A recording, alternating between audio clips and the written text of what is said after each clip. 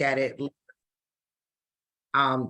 So instead of us, going through and introducing everyone, which is sometimes very hard to do with so many people, we just ask that you drop your info in the chat just so folks can know who else is on the Zoom. It might be someone you want to connect with, build with, and potentially take action with. So your name, if you're not with an organization, that's fine. You could put Inglewood residents, or if you're with an organization, and then maybe just one thing that you hope to hear today that you hope we talk about. And maybe if we don't talk about, that could be a future topic that we discuss in the future.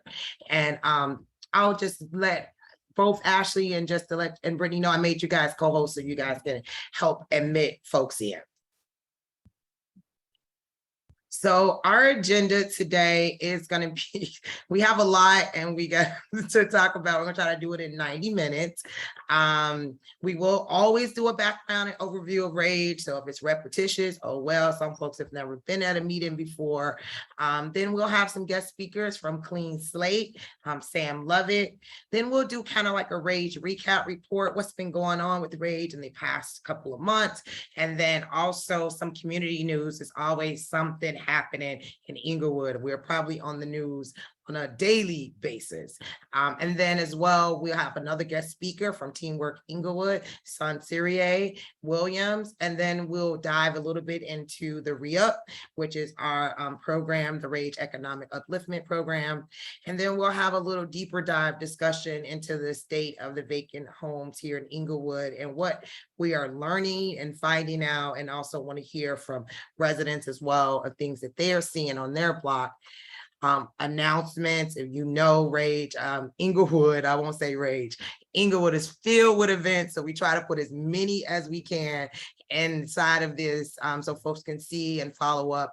And then we also love to hear from the village in terms of other things that we probably missed or you want to share or even a topic. It doesn't have to necessarily be an event. It could be an opportunity, a topic, anything that you would like to share. Just gonna check my chat. Okay, cool. See a lot of folks checking in. Cool. And just so that you don't, in case you do not know us or how to reach us, this is the best way. Either email, phone, Twitter, Instagram, Facebook. If you're not following us on any of those platforms, please make sure you do. A lot of our information is shared via that way, and well as just phone calls. We call our folks too. I want to give the opportunity for our staff to just do a quick introduction. I'll do Brittany, and then I'll do Ashley, and then if Samaya is on, also Samaya. And it could be just a real quick intro, just so folks know you guys' faces while you're in the chat. So I'll start with Brittany first. Hi, everyone. My name is Brittany Normant. I am the communications manager working with RAGE. I've worked with RAGE for almost 2 years now. So I am the person who is putting the stuff out on social media, emailing everyone. So members, FYI, check your email. And I'm very happy to be here. Thank you all so much for joining us today. Then I'll move over to Ashley. Hi, everyone. I'm Ashley Johnson. I've been at RAGE for 6 months. I'm the Re-Up Program Manager. I grew up in West Inglewood, and I am happy to be on with you all today and look forward to hearing from y'all. Samaya. Hello, everybody. Can you hear me? Yep. Hi, my name is Samaya Butler. I am the scholarship manager for RAGE. So we have a scholarship called Re-Up Our Future. Yeah, nice to see everybody. Thank you. So they'll probably be dropping links in the chat between all of us, and I'm just happy to see everyone. And again, please put your name, your information. If you want folks to contact you, put your email in there. The chat is very important to us. It's another way that we can also communicate and recap what we discuss as well. So it's a really easy way for us to transcribe all who was in the building, everyone was here, and some connections that we might need to make after this meeting. I'm gonna do just a quick poll. We always do this poll. We always wanna know if this is someone's first time doing a village meeting, either virtual or in person, and how are you connected to Inglewood? You know, we always talk about connect, build, take action. So we wanna know if folks are living here, they're working here, worshiping here, grandma's still here, or whatever the case may be. And if you're not connected, you know, maybe that's why you're in this meeting today. So we'll just take a quick poll so I could just know who the audience is. Good. I'd love to see no's when I see no one has ever came to a village meeting. That's my favorite. Not to say that I'm against the folks who've been here, but those are folks who absolutely have no clue who we are, not sure of our initiative. So I never feel like I'm repeating myself over and over again. And I do see some folks who said no connection. That's why they're here. Great. Welcome. Used to live in Inglewood, you're always welcome. If you work in Inglewood, of course, or currently live in Inglewood, that's even better. All right, we'll just give it a couple of minutes. About 70% participated. All right.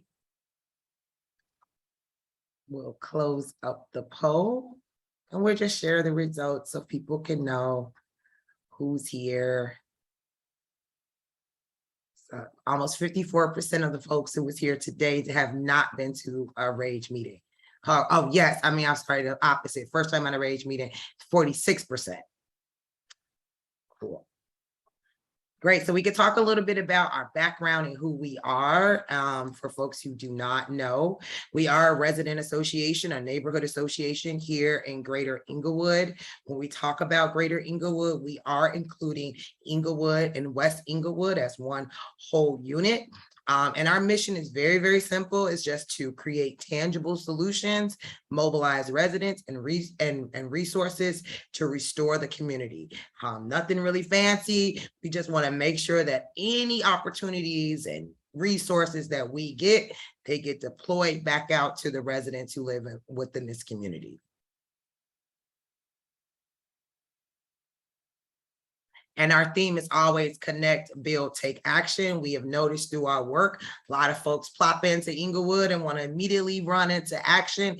We always tell them, maybe you should connect first. Maybe you should build relationships first. Find out who's doing what before you move into action. And so you're going to always see connect, build, take action as one of our themes and how we do our work. And this opportunity, I would say the village meeting is definitely a connector and also a builder. So if you're looking at folks' information in the chat, think about relationships that you might want to build outside of this meeting. So for folks who don't know, we were founded in 2010 of November. We are completely resident led. I live here in the community. We are not organized from anywhere else outside of Inglewood. All the things that you see comes from either our members' insight, feedback, they guide our work. So everything is done from the residents here in Inglewood. A lot of folks have coined us as an asset-based grassroots organization. I'll take that. You know, we do look at the residents as our community as number one, the first asset, as well as some of our properties, as well as even our land. And so we try to think about solutions instead of just harping on problems and issues that we know that we face here in this community. Our focus is solutions. We have way more fun and way more building this community by focusing on solutions. I think everybody can sit back and focus on the problem. And then who are our members? This map would definitely change because, as you know, it's a new map that's out. Our members are mostly reside within this ward. These are the majority of our members. And for folks who do not know, the Greater Englewood community is divided into normally 6, I would say 5.25, but now it's going to be 5 wards after the remap. The 3rd ward is finally not going to be a part of the Greater Englewood community. And then we also have members who maybe not live in the community, just like we did on the poll. And we asked, how are you connected to Inglewood? We have members who work here. We have members who are pastors here, who have church here, who have a business here, but not necessarily live here. those individuals are also welcome to join.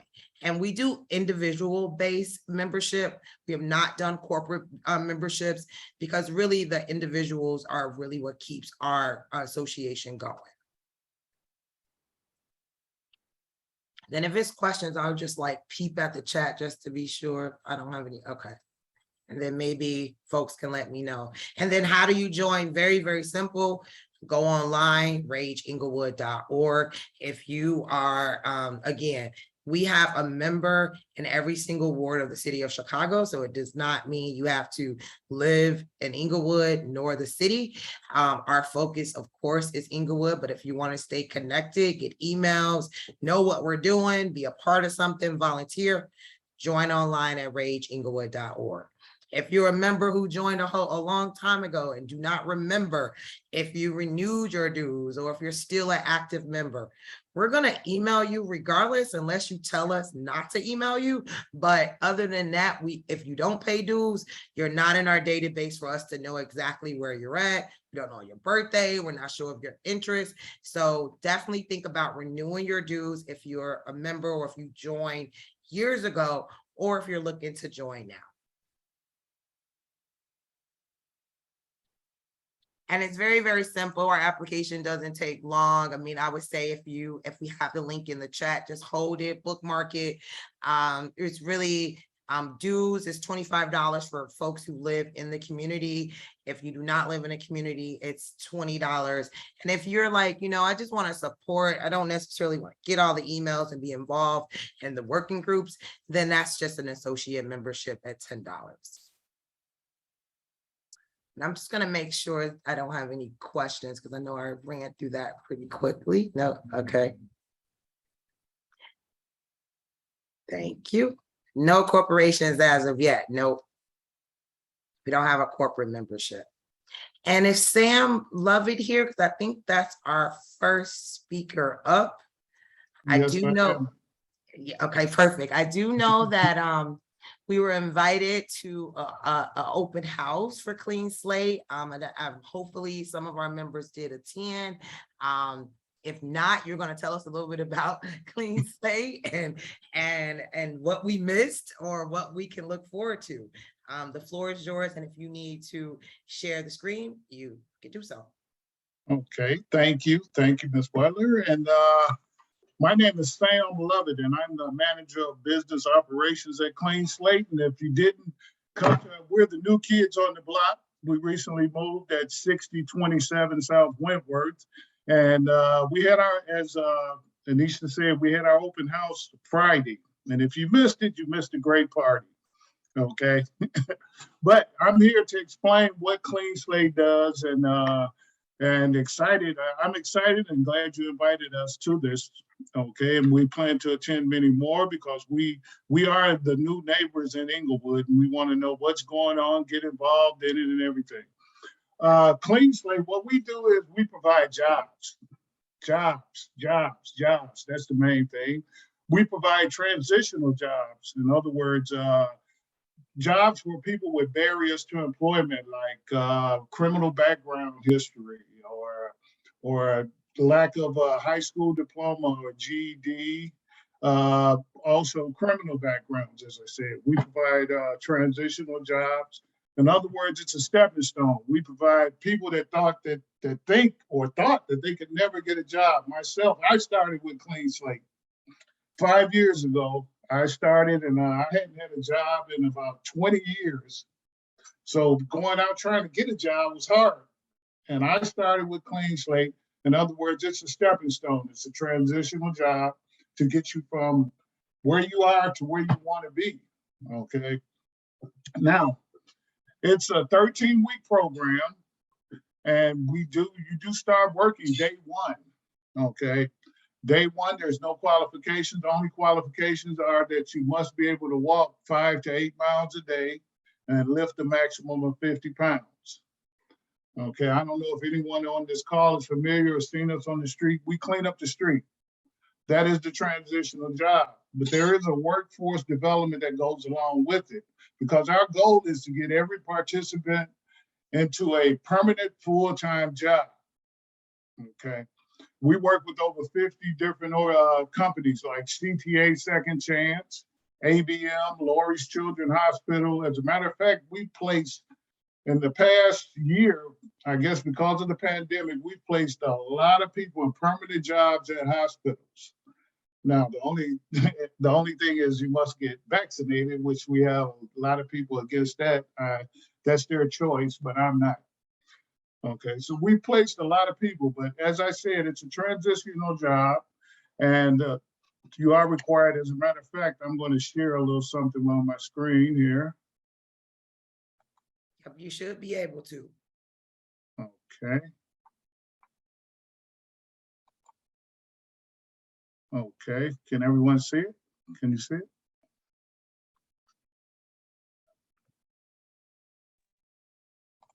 No, we can't. No? No, not yet. Okay. Okay. There you go. Yep. There we go. Okay. Oh, as it says, ready to get back to work. That's our main thing. We started into, we're part of organization, as you can see, it says on all our logos, it says CleanSlate by Cara. Cara is a nonprofit organization that's located, CleanSlate is owned by Cara. We are a social enterprise. In other words, we are for profit, but CleanSlate is owned by Cara, which is a nonprofit. Cara was started in 1991. CleanSlate started in 2005. And in that time, since the formation of Cara and CleanSlate, we've placed over 10,000 people in permanent full-time jobs. In order to qualify, as it says, you must, I have the number on the screen there for anyone who wants it, 312-392-0893 to schedule an appointment with our recruiter. And as I said, it's a 13-week paid internship. The pay is minimum wage, which is currently $15.40 an hour. And the only thing is you must have 2 acceptable forms of identification, Social Security card and state ID. You must be able to pass a drug test. We do accept marijuana. This is an old flyer that I pulled up. Since then, marijuana is acceptable because it is legal now. Now, with everyone that enters our program, it is a 13-week program. So within 13 weeks, we do want to get you placed in a permanent full-time job. And I tell a lot of people every day, the only thing with marijuana is the difference in the job that you're going to get. Because in the hospital, they will not accept marijuana. But if it's a dishwashing job somewhere in a restaurant, then they may accept marijuana. But as everyone on here knows, there's going to be a difference in your pay, your benefits, and everything. So I recommend, and pardon me? Oh, did someone say something? Money is money. Yes, money. It's definitely a difference. Amazon warehouse. Okay.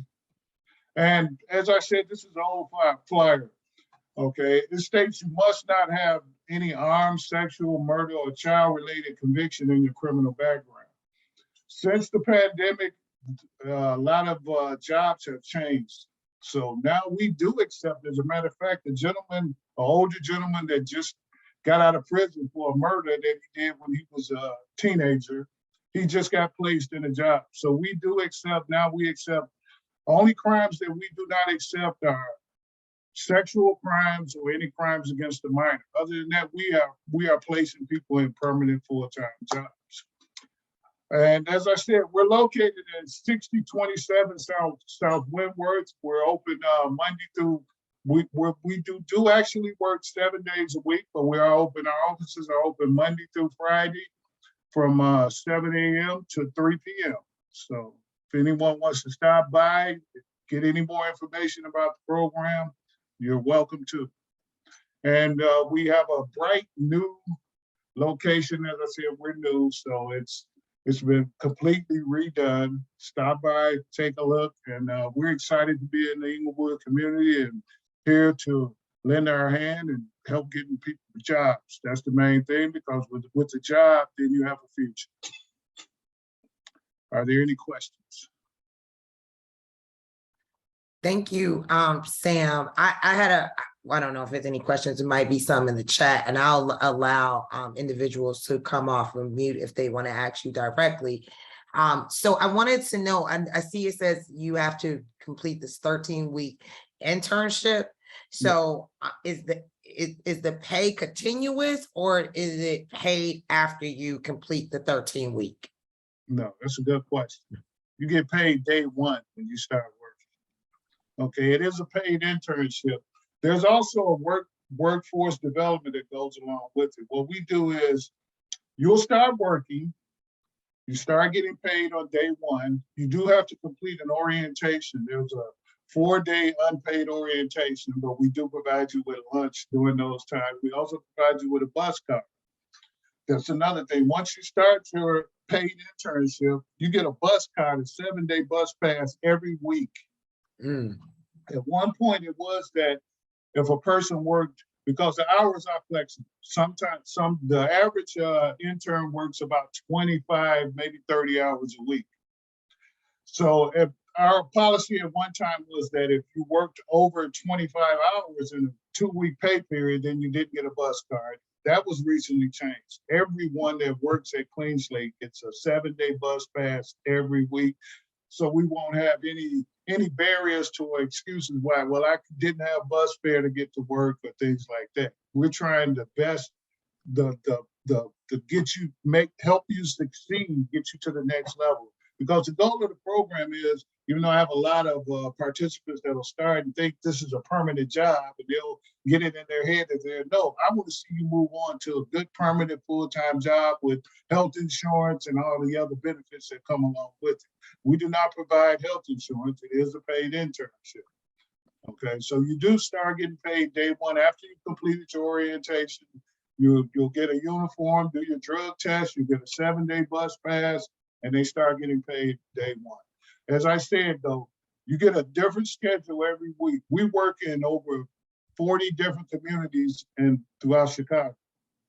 Okay, what we do is, as I said, we clean the street. We have customers in 40 different communities. So you are required to go from community to community. Now, you get a different schedule every week. On Thursday, you're emailed your schedule, which will show where you report for work. We do work 7 days a week, so you are required to work on some weekends. And also, after 2 weeks of working, on your schedule, it would have a Cara day where you are required to go downtown for workshops, because that's the goal, to get you ready to go out to a permanent job. You go to our workshops where there's workshops on all the 5 different competencies: time management, communication, teamwork, conflict management, which are all competencies that all of our participants can take to any job. That'll go to any job all across the board. Every week you will be required thereafter probably to go downtown for your workshops, where they will do mock interviews with you, set up, and you'll do it. We have volunteers that come from corporate, from Fortune 500 companies that volunteer their time. They come in, do a mock interview with our participants. After the mock interview, they will tell them what they did wrong, give them pointers on improvement. So when they do go out and get that permanent job, they're guaranteed, basically almost guaranteed to get that job. We also help them with their resumes. Update your current resume to say you are currently working at CleanSlate. And as everyone knows on here, it's easier to get a job if you already got a job. So you would update your resume. If you do not have a resume, we also help you formulate your resume. It's an entire team, and the mission of the team is to get you to a permanent full-time job. I'll open it up if anybody have any questions or thoughts, or I know it was a little bit of things in the chat. Oh, it looks like someone else is also hiring. Bam. Mr. Lovett, can you hear me? Yep, we hear you, Jimmy. Oh, Mr. Lovett, I have a gallery over on 73rd and Ashland, and the problem that I'm having with the city, every time I put a can out there to keep it clean, they take them and throw them in the back of the truck. do you guys do specific cleanups on certain days in front of businesses? Okay, it depends on the SSA in the community, special service area. We work with SSAs in certain communities. 73rd and Ashland, I'm not familiar with, but we work with certain with the SSAs or the commerce in each community where the businesses, which basically that's what the SSA is comprised of, the businesses in the community. And the SSA, we work with over 40 different SSAs. There's about 60 SSAs throughout Chicagoland, and we work with about 40 of them. Well, let me reiterate. So you pick the locations you want to clean, and the businesses cannot ask you to come. If that's your service, the business cannot ask you to come and do that service by their businesses? No, for a single business, Yes. if you're talking, no, not a single business. We do different communities. As I said, it's the SSA or the community, the special service area in the community. If you look that up, that's who hires us to do this service. We work in different areas. We do not empty garbage cans unless they're. If you look on the city, there are city garbage cans, and then there's SSA garbage cans. You've probably seen them, the green ones, and they'll have their logo on them or something in a different community like Hyde Park or different areas like that. Do you know that Inglewood currently does not have a SSA? And I guess my question would be, what will be the alternative if a community didn't have a SSA, especially with you guys being here in Inglewood? If it does not have an SSA, we do what we call ward by ward. We've worked in the 6th ward, which is part of Inglewood. And is it more commercial corridors, or do you also do the residential as well as it? Commercial corridors. Commercial corridors, okay. That's helpful, thank you. Okay. I'm just gonna make sure it's. And are you guys currently hiring? Yes, we hire every month on the year. Every month we have orientation and hire every month. Okay. Could you make sure, and if you didn't already, you probably did, make sure your contact information is in the chat so that if individuals know folks who may need the job, or if we wanted to talk, with our wards and have some conversation on those commercial corridors. I know some folks are putting, Ashland just came up. I think I see Cassandra mentioned 69th and Halsted as one. So any information, would it be you that we contact initially just to start the conversation, or how does that? No, it would not be me for that. It would be our director, Brady Gott. Okay. Okay. All right. I think that was. I primarily handle the job section, getting people to permanent full-time jobs. That's what I love it. I love it when a participant says, "Hey, Sam," and they come in with their face lit up, and "Hey, I just got a job at the hospital. I just got a job," even though I know about it because I get the email before that they've been placed in a permanent full-time job. So folks, we know looking for job, and what's the age range? What age do you start? 18 to 80. 18 to 80. Yes. You just got to know how to lift at least 50 pounds, you said? Yes, lift the maximum of 50 pounds, be able to walk between 5 and 8 miles a day. Ooh, okay. Okay, it's not a constant. That's some good exercise. It's not. Yes, I've seen participants come in that were overweight real big, and if they dedicate themselves and decide they're going to do this, then I've seen them shrink down. Okay, but also it is, as I said, it's an individual. I've seen a lot of participants come and go. I mean, because as I said, I have on my board, well, and at my old office, I had on there, keep your eyes on the prize. I can't, well, put it this way, CleanSlate or Cara cannot guarantee you're going to get a permanent full-time job. But I tell all the participants, Sam Lovett will guarantee you, if you go along with the program, do the right thing, dedicate yourself, and keep your eyes on the prize, you will get a permanent full-time job. Well, thank you, Sam. Welcome to Inglewood. I know this is your first village meeting and Clean Slate just opened. We always want to look for opportunities for residents, for folks, anything that we can share. So I really appreciate you speaking. And if folks have any questions, I don't know if Sam's leaving, but he is here, and maybe you could put your contact in the chat for us. No, I will be here. I will put my recruiter's number in the chat for you, and you can contact her, Rosetta Reeves. She was recently hired as the new recruiter at CleanSlate. Yeah, and we also put the link to you guys' website as well. Okay, and thank you for inviting us. Sure, thank you. So we're gonna move right along. Thank you, Sam. Again, it's been a lot of things happening in the news, good news, some news to discuss. And so this is just more so of our updates and just some community news that we want to discuss. And I'm gonna pull Ashley in on this one. How long ago was that? 2 weeks ago, we had the opportunity to attend the Reclaiming Vacant Property Conference that was downtown. This is a national conference that's held, for Atlanta. It's been in Milwaukee. That actually we used to send our housing task force members to. And it was so happy to see that this actually came to Chicago.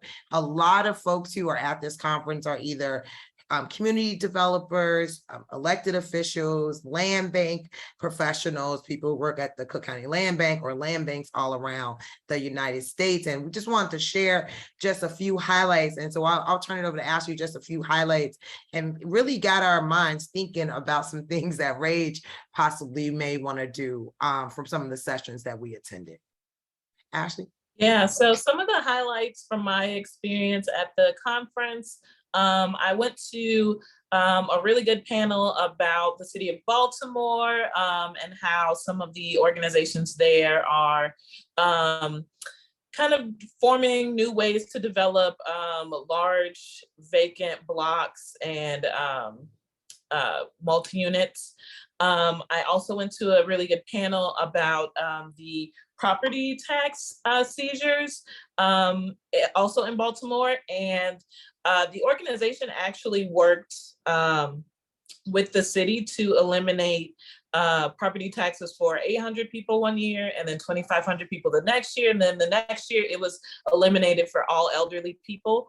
And so they're actually putting out a report with the Center for Community Progress, which we should get in October, and you all get access to that report. We're really excited to read it too. And we also did a mobile workshop that Rage sponsored. So we brought a group to Inglewood, and Aisha, did you want to finish talking about the tour? Yeah, I mean, I wanted, one thing that I think was that really stood out was just to watch other models deal with similar situations that Chicago is dealing with in terms of our scavenger taxes and how other folks are just doing different things that I think I haven't seen happen in Chicago, and specifically in Inglewood, that we definitely wanted to take from that. We were definitely proud to be able to have about 30 or 25 or so folks. I think only 1 or 2 people were actually from Chicago come to, we had them go through 59th and Racine. We had them go to the Old Wood schools. We had some partners from Go Green on Racine who talked at our last village meeting. We stopped by E.G. Woods, which we'll talk a little bit more about E.G. Woods too today.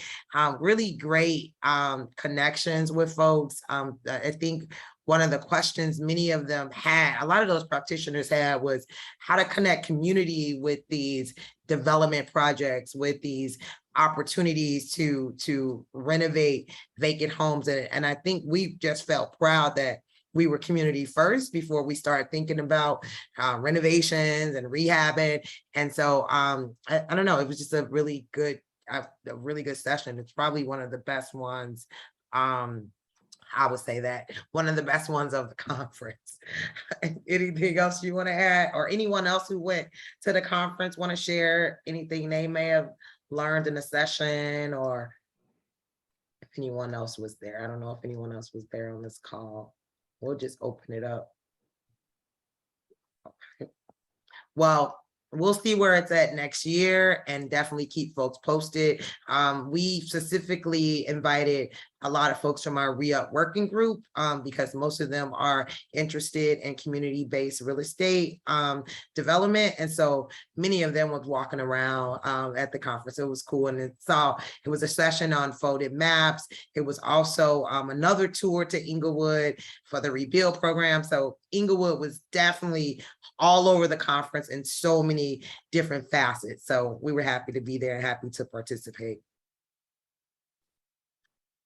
And then just recently, and this is really just for anyone who attended with us, we have launched something called Porch Life Tours, where, you know, folks who live in Inglewood know that porches are our sanctuary sometimes in Inglewood, our offices where a lot of ideas happen and connections happen. And so to connect deeper to our members, we have asked our members who would be willing to host us for a Porch Life. And so we launched it in August. We've done another one recently, just a couple of weeks ago, and learning way more. And again, I love to go to a block that they say, I've never heard of Rage, I don't know who you are, or a block that don't know each other. So us coming there, having pizza, having drinks, having music, walking around with a bullhorn actually made the neighbors talk to each other, which we thought was even more impactful. It's not that we're just going to talk about what Rage got going on, but at the end of the day, we want neighbors to connect. And one thing that we are finding that is a continuous conversation with a lot of the neighbors is just the lack of upkeep of the vacant homes on their blocks, as well as the services around trees. Trees keeps coming up as a big issue around a lot of neighbors. And if that is also something that you're experiencing, let us know too, because we're starting to see that this is happening. I don't care if they call 311 or the alderman or whatever the case may be.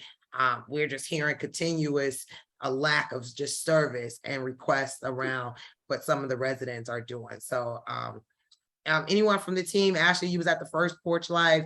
Brittany, anyone want to chime in on any highlights or anything we learned during Porch Live? For me, Porch Life was a really nice experience to go out and meet with people on the blocks, because even when the one that I went to, the first one, Valerie and I, we just took flyers, Rage flyers, and we went down onto the blocks on either side, and we were talking to people on those blocks who maybe they wouldn't have seen us if we were just in this other block. And so people were coming down from the other blocks to get pizza and talk. And so it was a really good opportunity to connect with neighbors, community members. There were also other people, Rage members who came.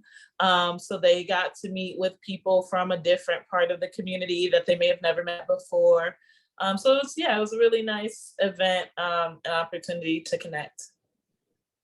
Yeah. Go ahead, Brittany. Sorry, I turned off my video because my internet gets finicky when I'm on video too long.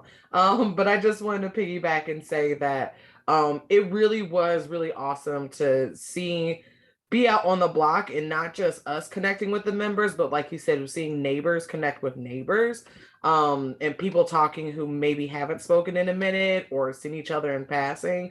That was really awesome that we were able to introduce people to new people on their own block, and just to facilitate that so Inglewood residents were able to gather with each other and learn more about each other, as well as learning more about Rage. Just being on the block that second time and talking to people, and then everyone had an issue that they wanted to share. Everyone had a concern about their block. And that's awesome, because we all should be concerned about our blocks. They furthers the point that Inglewood residents love and care about where they live just as much as anyone else, but there's a disconnect between the resources. So us being present there and talking to them, I think was really impactful. And I hope we get to do a couple more. Yeah, it's been really nice. We was concerned that the weather would be changing, but it's actually been nice lately. So we probably have to get some more scheduled. One thing I do want to say, I just want to make one correction. This is not an event. I know Ashley said event, I know it feels like one, but we actually are trying not to do an event because it's way more personable. Usually with events, people have to come to you, they have to drive to you, get to you. Here, we're really pulling up to them. And so we're really listening and probing because it's really a lot of different things we want to do to support our neighbors, but we can't just jump in and take action without truly listening. And like I said, one thing definitely came up was the trees, and just the lack of support for homeowners.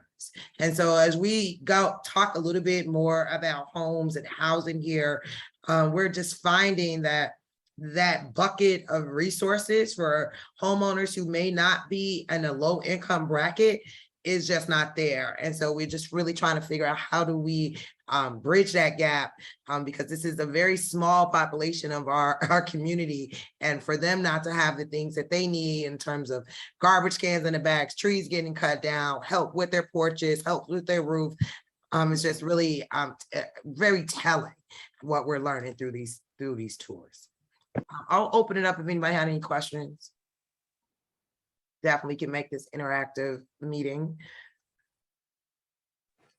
All right, so you probably seen the most recent news again in terms of an affirmative date of when Whole Foods is shutting their doors. It will be in November. They gave a 60-day notice last week. We had some kind of an emergency call. Well, I don't know if it was an emergency or not, but it definitely was a call with the city around this announcement that, we were first told that it was going to be in December, but they actually did a 60-day notice that they will be closing. I don't have any of the developers. I did not invite the developers on the call, but I do know that they are working diligently to make sure that the store isn't actually dark and that it's a transition that is seamless, but that is yet to be told. Any thoughts, feedback, or reactions or questions around that recent news around November? Okay. Oh, Yes. look at- Can someone Yes. hear me? Yep. Okay. I hear someone. So with Whole Foods, I remember when they didn't exist and then they did, and I thought this is the area they decided to put this Whole Foods because Treasure Island is in Hyde Park, and Treasure Island is like Whole Foods, but it's like a little more affordable. At the same time, like Inglewood did not have a grocery store at all. So you go from a food desert to overpriced food. Like that's such a large jump. There is Food for Less on 79th and Ashland. 72nd, 71st. Yes, 71st. Aldi's on 63rd. Yes, Walmart, fresh food, Mariano's. So it's kind of like, I just thought because there's a college, everyone is aware of the people who live there. Was there not like a middle point of an affordable place? Like Food for Less is great, but not everyone buys in bulk. Yeah. Thank you, Jordan. You was a little low, but I did hear your question and also see Chris has a question too. I'll just go back to what I remember from this conversation. Some folks have heard the story. This was really a conversation between Rahm Emanuel and the CEO of Whole Foods back before this had happened. Of course, they had deemed Inglewood as a food desert. I personally have an issue with that word. It's not a food desert. It is food here. It is just not healthy options here. And this is, of course, systemic. And so a desert is not, that's a natural state. And so we are not a desert. This is not a natural state that we're dealing with. This is more so apartheid, which I've said before, food apartheid. That conversation, like I said, happened with Rahm, with the former CEO. It was supposed to be actually part of the foundation who was really pushing this to put these type of stores in areas that typically would not have options of like Whole Foods. It was supposed to be affordable, so most of the products there was 365 products. Also, this was the store with the largest Black-owned businesses who had products on their shelves. Of course, we all know that things change when Amazon, the former CEO got bought out, and now we're kind of here. So that's just a little bit of historical context on it. But I definitely know that in terms of us, I mean, living and working here, our options to get healthy food is far and few between. Aldi's is getting better. I don't typically go to Food for Less, but somewhere in the middle, I like Trader Joe's. I'm into, I like Cermak. I mean, it's a lot of different ones that I'm cool with too. So just hopefully this doesn't go dark. Chris, you want to ask the question that you put in the chat, and then after that, Otis. I was just saying, like I hear this story a lot, not just in Inglewood. Like I hear it from people in Garfield Park and Auburn Gresham who lost their Aldi, and I hear it from some parts of like, say, kind of just the north part of South Chicago. Feels like they don't have any store options at all. I'm just wondering, like, have you seen any of coming together of people dealing with the same issue in different parts of the city? I would not be shocked that that's not happening, especially with a lot of the food advocates and folks who are doing work around food equity. We have not been invited to any citywide tables as of yet, but I definitely know it's a nice group in Inglewood who are meeting on a consistent basis to have those type of conversations. But thank you, Chris. Otis?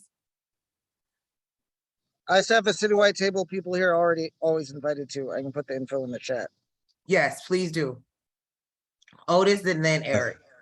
One issue I identified with the Whole Foods was not just the prices, but it's it's a stigma that Black communities don't eat healthy foods, and it's a lack of education.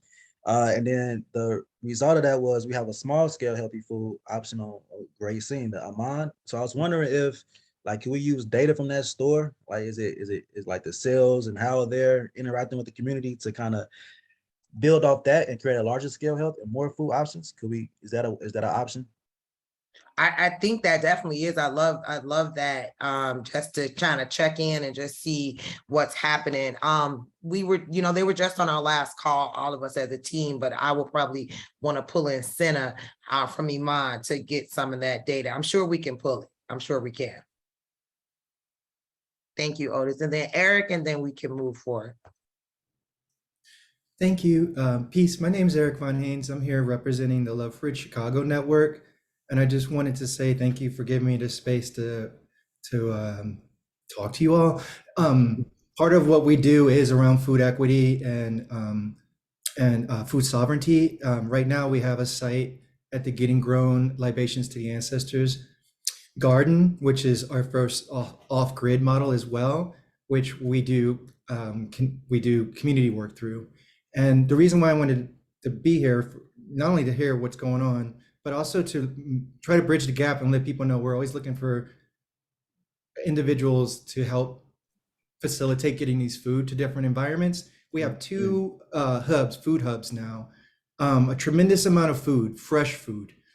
Got like a lot of fruit and vegetables, amongst other things, and just looking to get more engaged and find a way to bridge that gap. So I thought maybe coming today and saying hello and seeing if and letting you guys know, letting everyone know that we're here. We're just community members, like you said, like everyone else, doing volunteer work. And these sites are all about giving people opportunities to share resources. And it's not always about thinking about those that have absolutely nothing. It's also about sharing and making sure we're not wasting items, but also it gives an opportunity to do a lot of food rescue. We do a lot with Aldi's specifically. We do a lot of food rescue with Aldi's in Inglewood, amongst other spots, farmers markets and the like. Please reach out. I'm here to help. We're here to help. And thank you for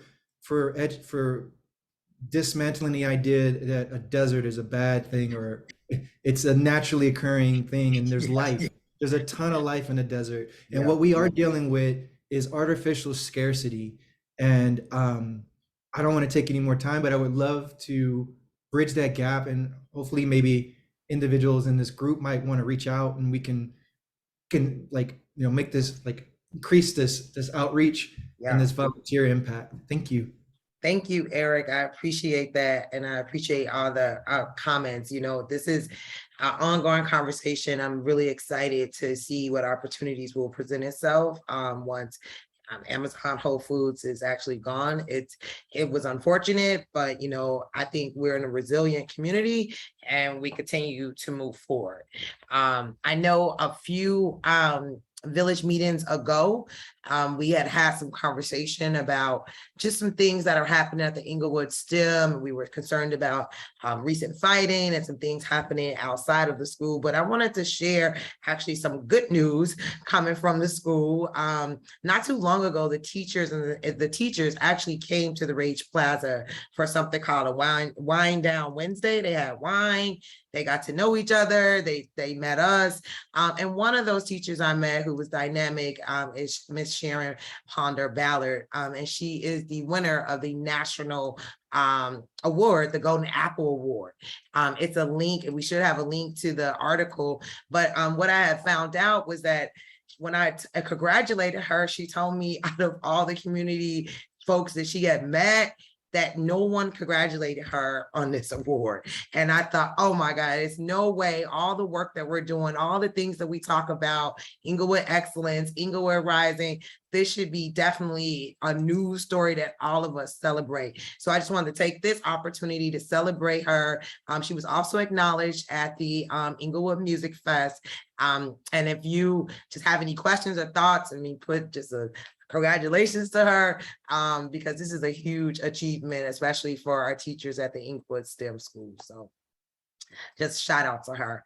And speaking of young people in school, could be a part of the re-up, but we're just going to say it really quickly. Before our last meeting, we met in July, but now since then we've awarded 7 Inglewood residents with $1,000 award, which is our re-up our future scholarship. We had a luncheon this year. We also added mentors. We did a special newsletter just so you can meet who they were, what schools they went to, and their desires. So we wanted to keep, you know, although we have some little bad news, we want to keep the energy going with some of the good news that is still happening in the community that Rage is engaged in.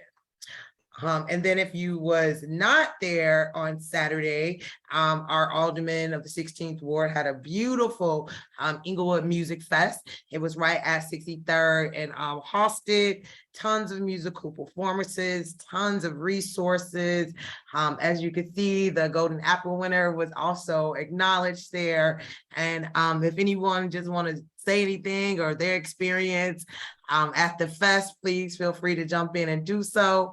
But that was just a huge thing. And I'm just making sure I just don't want to lose anybody. Okay. And then if you don't know, Asia. oh yeah, go ahead. I'm sorry. Hi, this is Verlin. I just want to say I went to the Inglewood Fest this year, and I had the opportunity to be a VIP guest. I had so much fun, and it was amazing to see how many vendor tables and people that came out and supported it. They had areas for seniors with walkers, wheelchairs, VIP seats for other people. The music was outstanding. The performances were fun. It was just, I had told somebody that I was going, and they said, well, I'll be there too. I left home, sorry guys, at 12.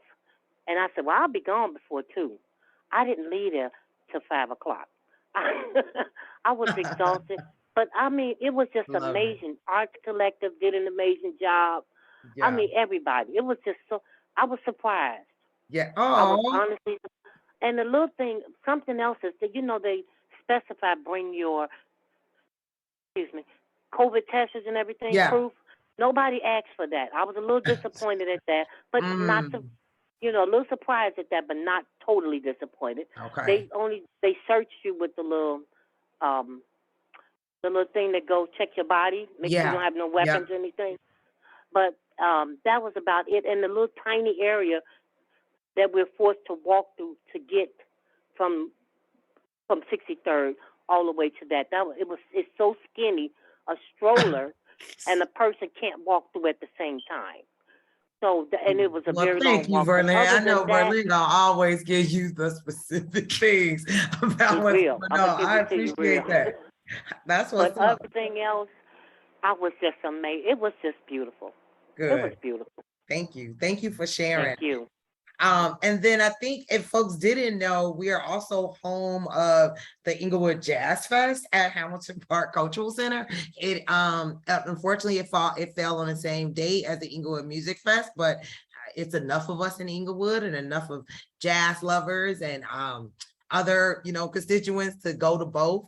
That is normally, this was the 23rd anniversary.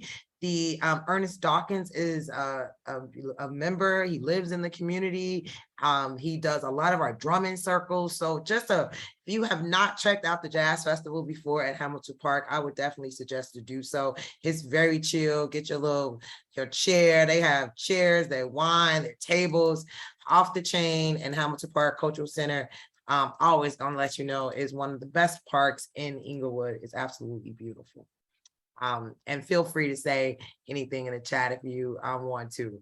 Congratulations again to E.G. Woods. If you are not aware, E.G. Woods opened up their doors at 1122 West 63rd Street back in August. And then just recently in Block Club Chicago, it was an article about them getting $5.3 million to revamp 1022, which will be home of Ellie's, my husband's sports bar, as well as other restaurants. It should be a link in the chat. This is another member of ours doing great things, purchasing properties, putting Black-owned businesses inside of those, and continuing to do that on the 63rd Street corridor. And we have to shout him out for his work.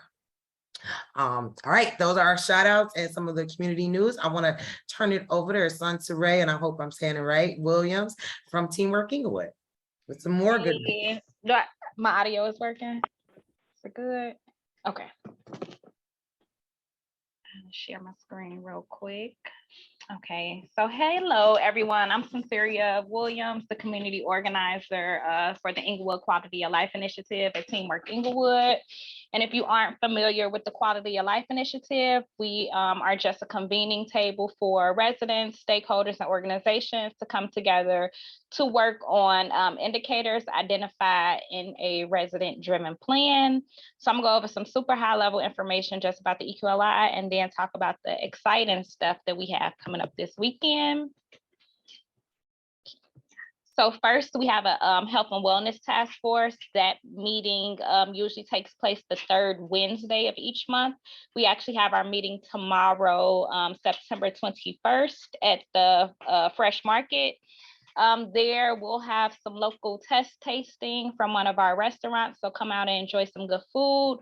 We'll also have a mental health professional there just to talk about health navigation and just some easy coping mechanisms that people can use at home. There we also, it's a working group. We talk about high level Inglewood strategies, talked about the whole food code closure and next steps. In our next phase, we're focusing on chronic illness, specifically metabolic illness. And then we'll be talking a little bit about the Food as Medicine relaunch, which will be working with the organization to provide cooking demonstrations for people with food allergies. So to come learn about how to kind of navigate that space. Then we have our Job and Economic Development Working Group. From there, that meeting meets on the second Tuesdays of every month. With the small business, we have our small business plan competition that's incubated in that. There we talk a lot about local businesses, how to support small businesses, and then looking at the corridor development. Something that we're working on as a collective with Rage is the Go Green on Racine initiative, which is to reopen a Green Line station. So we have that there, updates with that, and then just about the fresh market. And then we also have our Inglewood Women's Initiative. So if you know any women who may have small businesses looking for a job or workforce development, or just in general resources, then you can send them over for that support. In the Education and Youth Development Working Group, we work in partnerships with schools. So we have a parent mentor program. We have parents in about 8 schools across Inglewood. We also have a couple safe passage workers with a couple contracts in a school. That working group meets on the first Monday bi-monthly. So our next meeting will be October 3rd at Mays Elementary. We highlight some of our youth partners that we work with, that we give some grants and funding for. We have a digital equity initiative that we have with Chicago Connected, just training people to kind of close the digital equity gap that we see amongst our parents and students. Within our Housing and Public Spaces Task Force and Working Group, we're looking to start reconvening that space. So looking to start having small focus group sessions. We have a survey that we've launched to really look at the strategies that was identified and figure out, are these strategies still online? Should we be looking to focus on something else, and just really get a feel and a baseline of what the neighborhood needs before we convene that space. Lastly, we have the Public Safety Working Group. We have our public safety ambassadors. They did a lot of activations at Moran Park over the summer. Those strategies are aligned here. And then the biggest thing that we have our 6th annual business plan competition coming up Saturday. It'll be intertwined with the open house. So we have 4 local Inglewood businesses coming to pitch their plans to receive capital funding and just resources and investment. That is happening Saturday, the 24th at Kennedy King College. The small business plan pitches will be from 10 to 12, and then we'll have an open house from 12 to 2. And at the open house, it'll be a lot more in-depth information around the working groups, what's happening, who are our partners in Inglewood, and how other residents and organizations can kind of get involved with the work. So we'll have food, we have raffles, DJs, real whole day of festivities, encouraging everyone to come out. And then lastly, there we'll have our voters registrar. So we are currently recruiting residents to receive training to sign people up for voting. This is a paid, sorry for my background noise. This is a paid thing. So we're paying residents about $500 per session just to come out and learn about how to get involved with voting. So we'll have a table there at the open house if you're interested in that. And that is all that I have for today. That was a lot. Thank you. And I'm saying your name right, Sanseria. Sanseria. Sanseria. I went to school with a Sanseria. And I would just, every time I say it, I'm like, I want to say that. Thank you for sharing.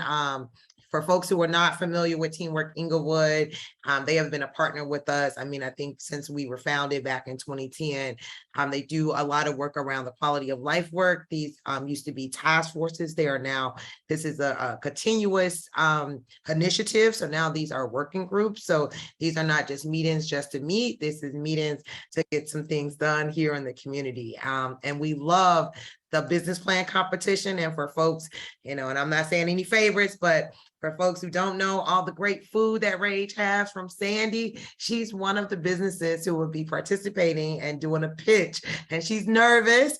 So please, if you can on Saturday, show up, show love.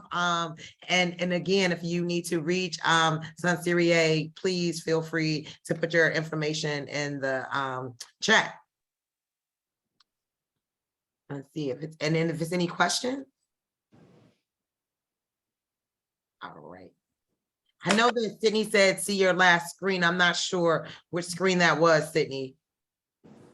It was the screen that had the cross guard information, the parent mentor information. I was just going to take a screenshot of it. Okay.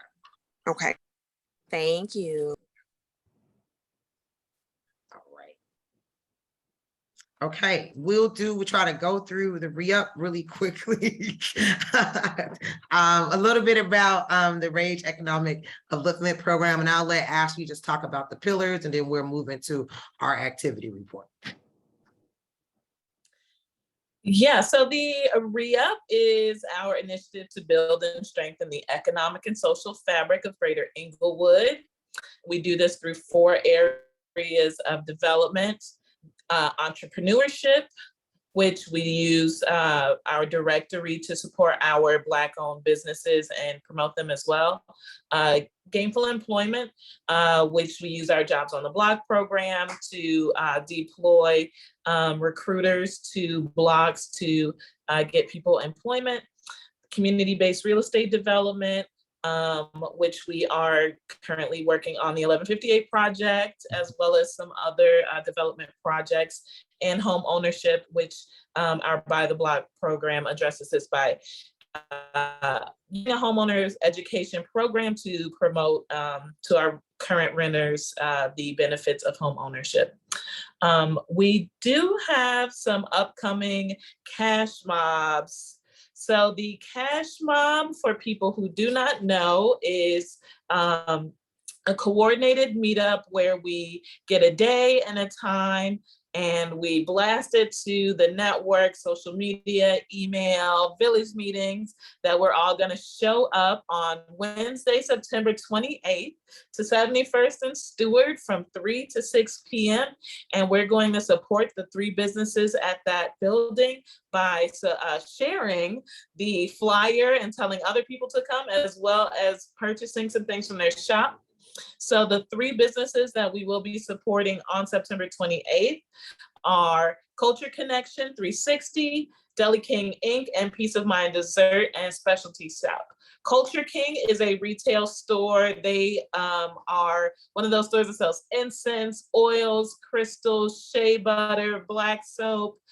They also sell the soursop leaf drinks, as well as the raw sea moss, so you can make your own sea moss.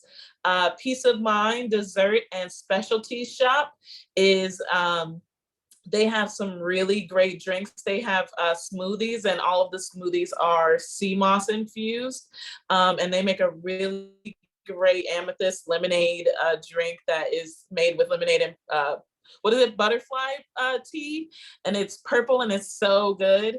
And Deli King is something like a Jamaican fusion restaurant. So they have some jerk items, like a jerk Alfredo. They Healthy, have and they got some good healthy options. Nice yeah, wraps. yeah, Sorry. it's definitely a lot more healthy option than the average kind of takeout place. Really good food, really popular as well. So we want to go out there and we want to show these businesses some love and let them know that we support them, and share their information with people that we know in the area and our friends and our family, so we can just go out and support them. We do have another cash mob that will be coming up on October 12th, and that one is for Van's Car Wash. That is on 59th and Ashland. We will get the flyer out for that as well once we have that upcoming. And I did want you all to save the date for October 6th. On October 6th, we'll be doing a re-up meetup, and this is a real estate networking event. So this event's gonna be held at E.G. Wood, which is on the corner of 63rd and May, and it's going to be from 5 p.m. to actually 8 p.m. This event is going to bring together our Buy the Block participants, our Inglewood homeowners, our Rage members and working group members, as well as people from real estate professionals, our agents, our brokers, our home improvement specialists, our developers, as well as some people from financial institutions and research institutions. And we are going to present a few activities, for everyone so that we can work together to solve some problems and engage in conversation and see if we can all leave meeting a handful of people who can help us on our individual journeys, either to help develop the community or to become homeowners or to improve our home. And so we will have, I think the Eventbrite link is, I can maybe put in a link, but maybe Brittany can do it. Yeah, Brittany might be able to do it. Just like a little context too, is that we've had so many working group meetings via Zoom, and we just hear like there's new developers, folks who want to get into development. There are folks who are very seasoned. There are folks looking for contractors, plumbers. There's folks who want to talk to financial institutions. So Ashley just thought it would be great to just put them all in a room together and build. So go ahead. I'm sorry. Yeah. So definitely the link for the registration for that event is in the chat now. Definitely love to see everyone out. We're going to have some nice entertainment. It's going to be a great night of real estate progress. So our By the Block program, which I stated earlier, is our homeowners education course. I have some few updates from that. So we have so far graduated 4 cohorts. And out of those 4 cohorts, there were 178 registrants. We had 82 people who participated and 28 people completed the full program. So we went on 3 trolley tours with some of these By the Block participants. And we went down the development site. So we took them to the 1158 project, down Racine, up 63rd, so they could see basically, you know, kind of the direction that the development of the neighborhood is heading in. But then we also took them to variety of different properties. So we went to some properties that were fully renovated with, you know, the marble countertops and everything. And then we also took them to some places that were move-in ready, but, you know, maybe weren't at the top end of, you know, the market right now. And then we also took them to some places that need a lot of love and renovation. And because we are a neighborhood that is experiencing hyper vacancy at 50%, we do want to encourage people to not shy away from projects that they have to invest a little bit more time and maybe elbow grease into. Capri, we will do another one soon. We don't have the date for that yet, but if you would like to register for the next By the Block cohort, which is the best way to get on that trolley tour, registration will open on September 26th. If you want to be added to the wait list right now, you can email joinrage@gmail.com, put in the title that you want to be added to the By the Block guest list, and you will get priority registration for the next cohort 5, before everyone else, so you get the exclusive. And that'll be our last session for 2022.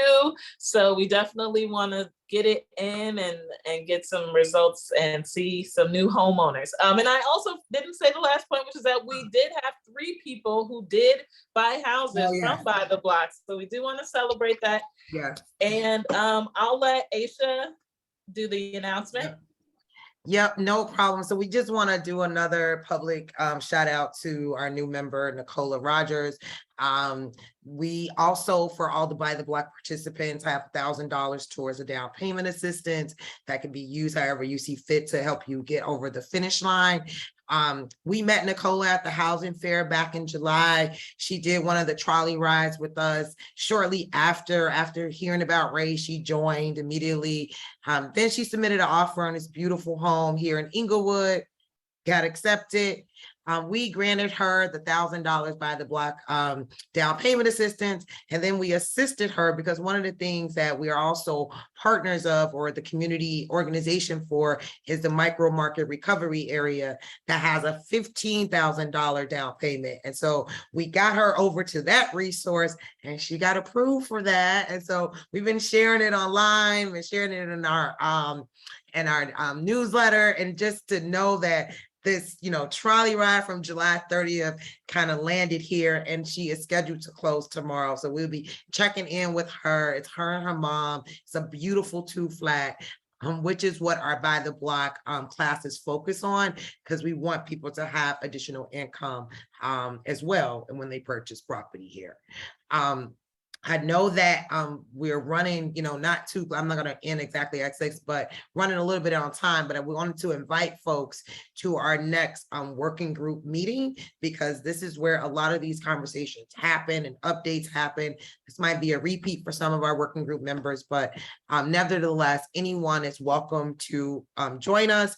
We do it every first Wednesday of the month, and the next one is October 5th.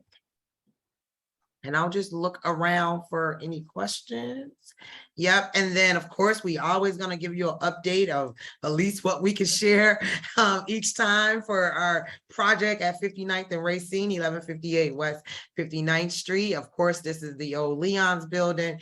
But since we've last met publicly, we've gotten some new renderings that we are so happy to share. We share them at any time that we can, because this is where the Rage headquarters would be on the 2nd floor. And then the bottom half would be actual Black-owned businesses or restaurant, because it was a restaurant. And as we've shared before, we have a letter of interest from Morrison Soul Food, with our fingers crossed that will move through, and we'll be signing a lease with them, as well as another May's Barbecue as well. So we're also soliciting for additional letters of interest, because we have another space, another retail space that will be on that floor. Let me just see. Yep, we are taking over the Leon's building. This is just some additional renderings in terms of what we would like to see, how our space will be, and how the front of 59th will look. The other side was actually the Racine side. Right now, we will have to open that part up. And so we're excited. And right behind us is a $20 million trail. What that may help us or hinder us if it's too much construction, either way. But we'll be on the 59th Street corridor, and really excited to get that corridor popping. We submitted our grant to the city, and the project right now is costing us $4.9 million. So hopefully the city will help us with that drop and get that grant for that. In addition, we are partnering with the Cook County Land Bank to pilot something we're calling the re-up homes. Everything we're doing is a part of the re-up. We focus on economics. And so if we're going to be rehabbing homes here in Inglewood and working with local developers to also do that, we're going to have a certain criteria and a certain price point that we are selling these homes, and certain ways that you will actually have to renovate these. As you know, a lot of folks come in Inglewood, they flip really quick. They do a horrible job. And so for the re-up homes, we really, hopefully, this is first-time home buyers, quality homes, quality materials, quality developers. So more information probably at our November meeting about that.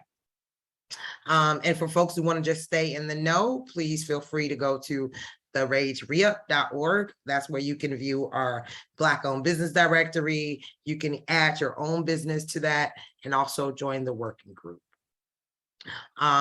This has been just a conversation that we've been having in a lot of different ways, but it's also, as we have taken on the role as the micro market recovery community organizations who are promoting that and cataloging the vacancies, we really wanted to just open the floor about what we're starting to see in Inglewood, or what we probably always seen in Inglewood, but maybe no one has talked about it.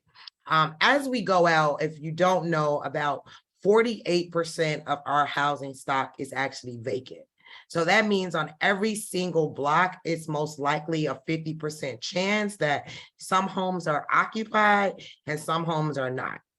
For the residents in Inglewood who are on the call, if you can raise your hand if you have a vacant home on your block.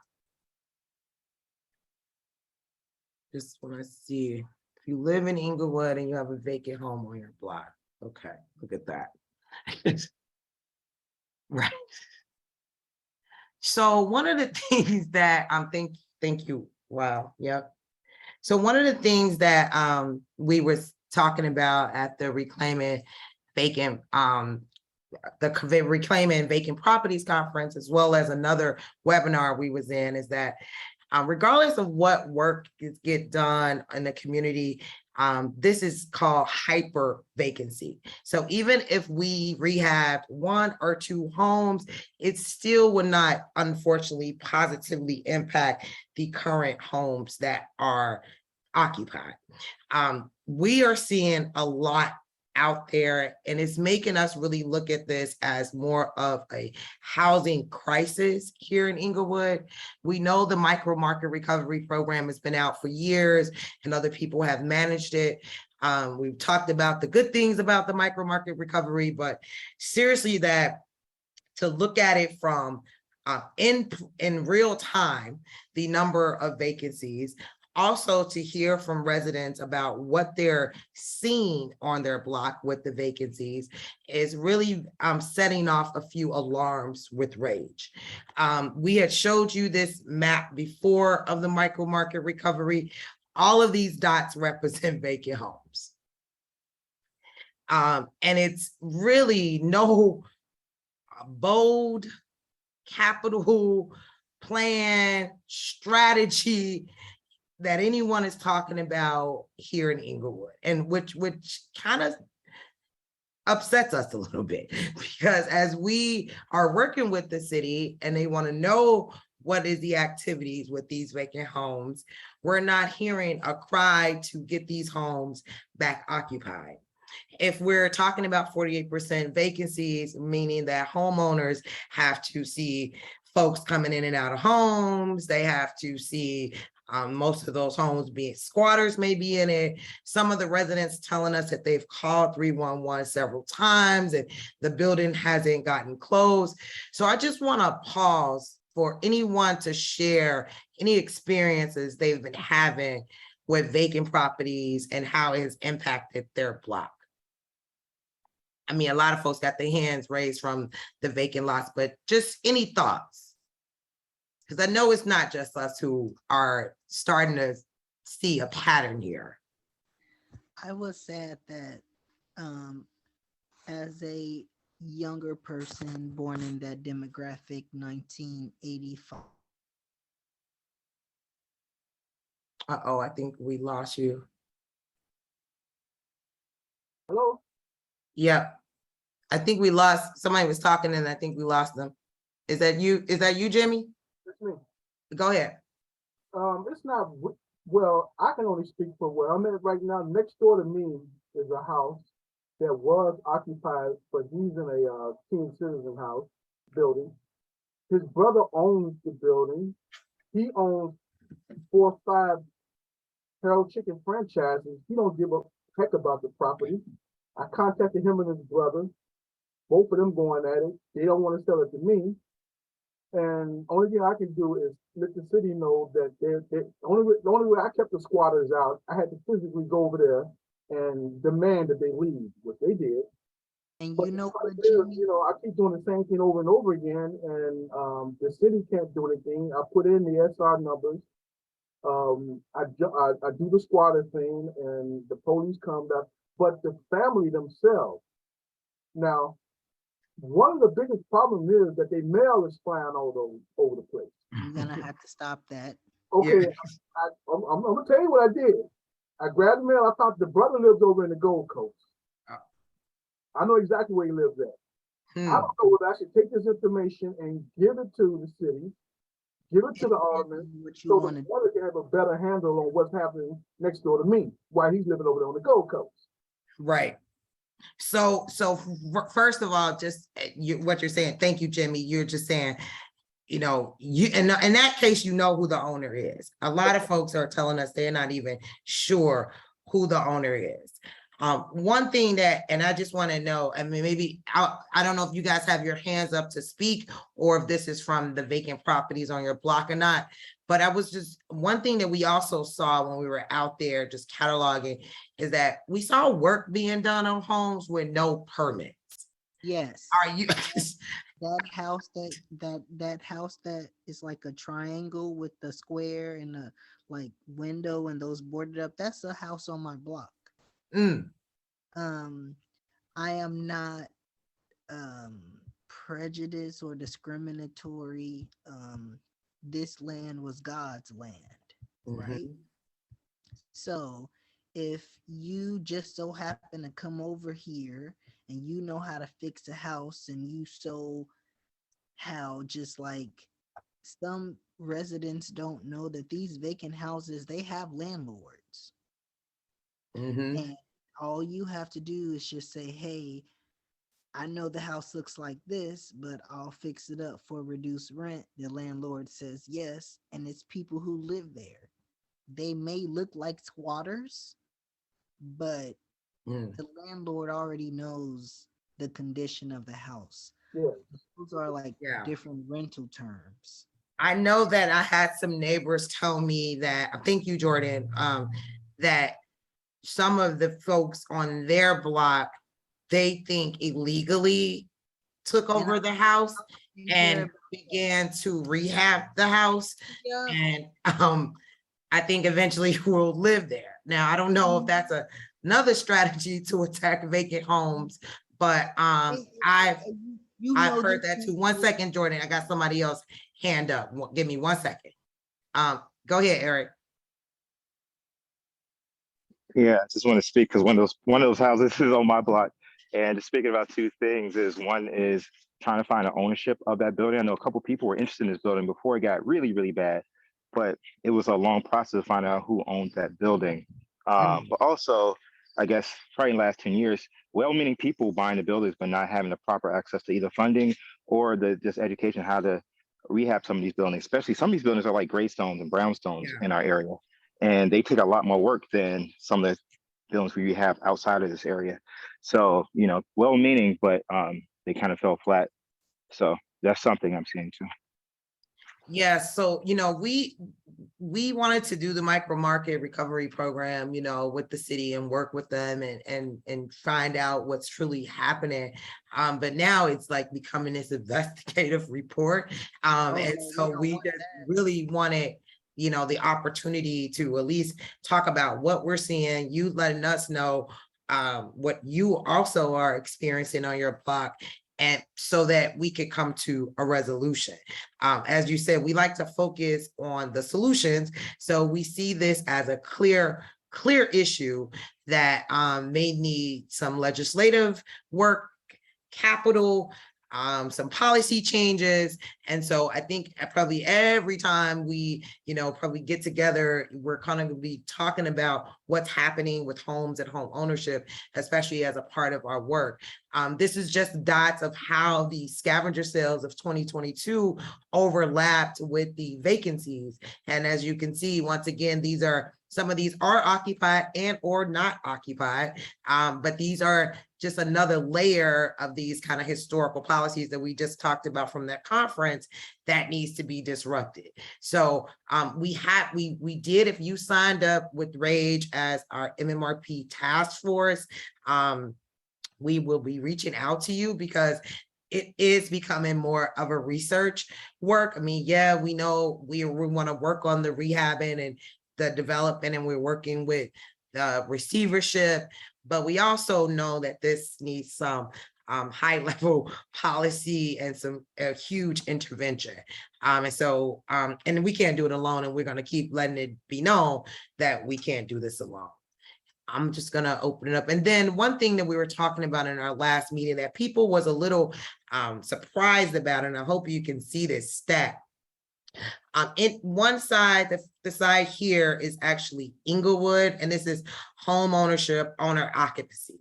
So as you can see, the population in Inglewood is, and if I can make it bigger, it's about 94%. It's small on my eyes, over 90%. And our home ownership rate is at 23%.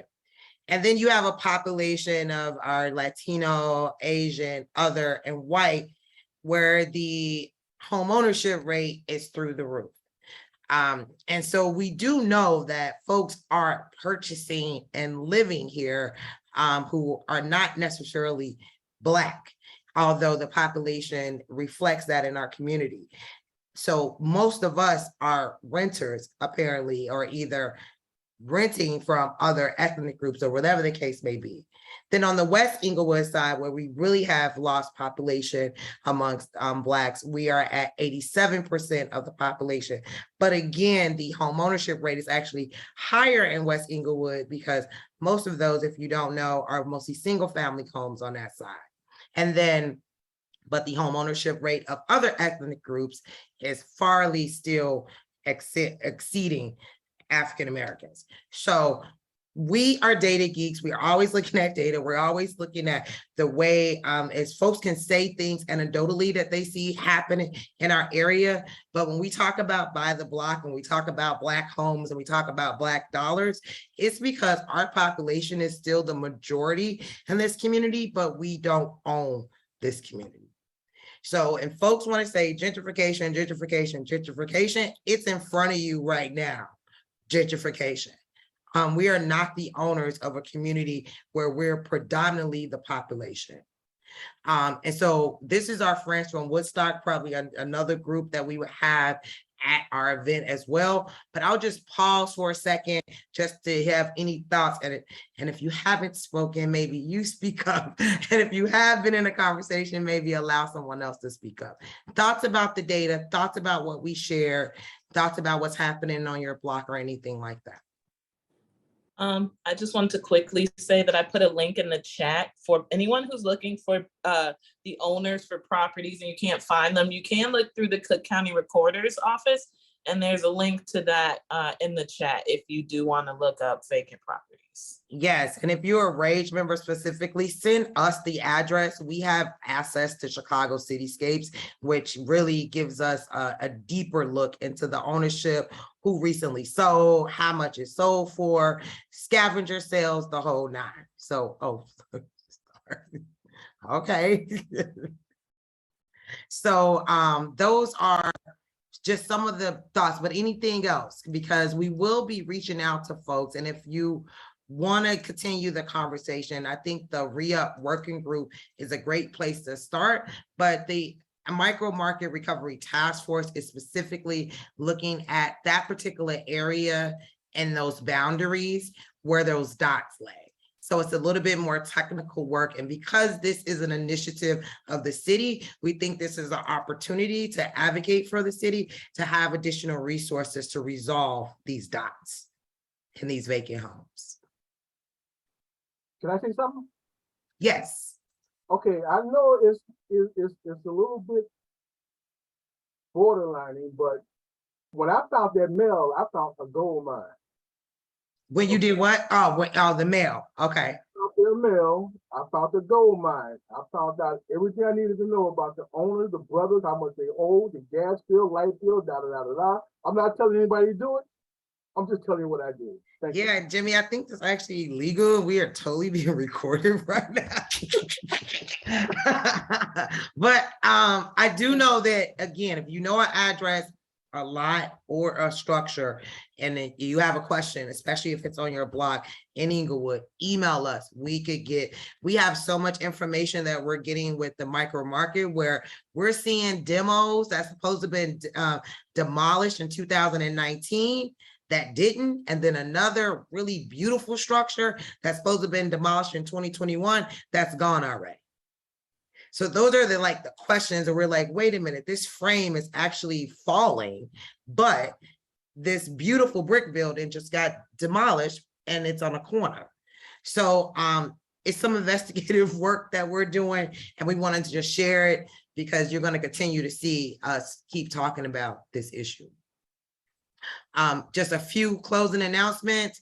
If you haven't joined Rage, please join today, rageinglewood.org. Hopefully we have a link in the chat. I wanted to also, we got email, and I think Cara, I think she's still on here, I'm not sure, but about this beautiful monument that's coming at 67th and Wentworth, where they actually are doing a survey of Inglewood residents to kind of give them some feedback of what should be here. The individual Maxwell, who actually has done these shirts and Demand Justice, is the artist for this. And so this would be at 67th. Oh, Kiana, you're there? I am. Yeah, I am. hope I did. Yeah, did you want to just talk about that? I felt like this was a great closing announcement. Sure. Thank you all so much for inviting us to this village meeting. I know time is of the essence, so I'll be very brief. But as you see here, this is an amazing monument gateway sign that Maxwell Enclave has been commissioned by Sterling Bay at the site that we own at 67th and Wentworth, which you all know is the former Kennedy King site. So it's paying homage to the rich educational heritage there at the corridor. And we really want to also make sure that we're able to illustrate some of the other assets that we know exist in Inglewood. So if you'll see at the bottom of the sign, there are housing stock. And I think it's so apropos, as you all have been talking so much about housing, to really be able to curate this sign so that it is signature to the Inglewood community. So we're asking that residents help us identify some of the signature housing stock from Inglewood, as well as if there are historic natures, if there's some significance to a particular home, we'd like to be able to illustrate that in the sign. So we're asking that you execute the survey, provide us feedback. On the reverse side of the sign, there'll be an educational quote. We've been engaging some of the members of the educational community, some of our young voices, to help us recommend some quotes for the reverse sign. So we really want to make sure that this monument sign has the voice and the fingerprints of the Inglewood residents all over it. So I'll put my email in the chat. Any questions, concerns, feedback that you have, we certainly would like to incorporate that. Time is of the essence. Maxwell has to go back into his laboratory and get into fabrication. So we really plan to unveil this in early spring of 2023. So we plan to come back before you with further updates and other ways that we can make sure that there's great community synergy. But thank you all so much for allowing us this time to share and for your insight. Sure. Thank you. Thank you for sharing. I know we've talked about monuments before, and one in some gateway sign, right? When you like are in a community, so we love it. Again, events are not, there's so many events happening in Inglewood. We try to capture as many as we can. We will also share these on our social media and also as a recap, but some of them are actually happening tomorrow. There is an Inglewood Land Trust meeting with Grow Greater Englewood. It looks like it may be a Zoom or either in person. Growing Home is hiring. It's a senior fest happening at Kennedy King College. I have a talk on Thursday. You can register for that. It's about some of the work that we're doing in Inglewood, but it also includes an individual from Association House of Chicago. And then, of course, a few more things. The CDC has something coming up. That's coming up Thursday, October 6th. It's for small businesses, for legal support. Of course, the quality of life. Our 7th district is hosting events. Can't forget about the Cash Mob coming up on the 28th. Again, October 6th, save the date for our networking event. A few more. I think Imagine Inglewood is kicking off the Progonista Book Club, is looking for young girls from 8 to 12, music and movement at Hamilton Park. We are participating with our member of Inglewood Branded for the Fall Fest. There's a holiday bazaar as well that we will share. And then the village, the Inglewood Village Market. And again, we might have missed some, but we try to get as many as we can. Always, we're trying to get to 6. I don't know why we have this ambitious goal, but we're trying to get to 6,300 on purpose signatures for the Green Line. So we're going to put that in the chat. Once again, take action, sign a petition, share the petition. We will continue to do that until we get to that point. And we're also trying to work to see if we could get a referendum on the ballot for this. And then I would like to just give the opportunity, if anybody, 30 seconds, I would say, any voices from the village that you, events that we might have missed or things that you would like to share, or any thoughts before we end. Go ahead, Eric, you got the floor. Hey, y'all. Some of y'all popped up at my event 2 weeks ago now, where I was giving out free headshots. I'm gonna try to do it again at the Inglewood Fall Fest with Corey, with Inglewood Branded. Doing it especially because, one, just to give out headshots because you can use it for lots of different things, Also trying to do a monument, because I noticed there are not a lot of people, we don't have a lot of faces of people who lived here and then being documented and made into things, right? So the idea is to make a bunch of, or a couple of sculptures that go around the neighborhood based off these images. So, but if you don't want to participate in that, just come get your headshot. I'll be out there again at the Inglewood branded Fall Fest. That's it. Perfect. Thank you. Any other voices from the village? I see today is National Voter Registration Day. Make sure you register to vote. I know folks are out with petitions. Sign the Green Line petition too, as to take action. Anyone else with a voice from the village, something they want to share with the folks who have been so courteous to be on this call since 4:30. Oh, my name is Jimmy Williams, Yep. and I have a online store called JimmyWilliamsOnline.com, and I sell prints of my originals. My originals are going to a specific market, but if you want to have prints and gifts of those originals, you can see them at JimmyWilliamsOnline.com. If you get a chance, if you want to do something with your house, your loft, your business, and do something different with your walls. Thank you, Jimmy. Our last and final virtual village meeting will be the third Tuesday of the month. If you don't know, that's when we get together, either as members or either with the public every other month.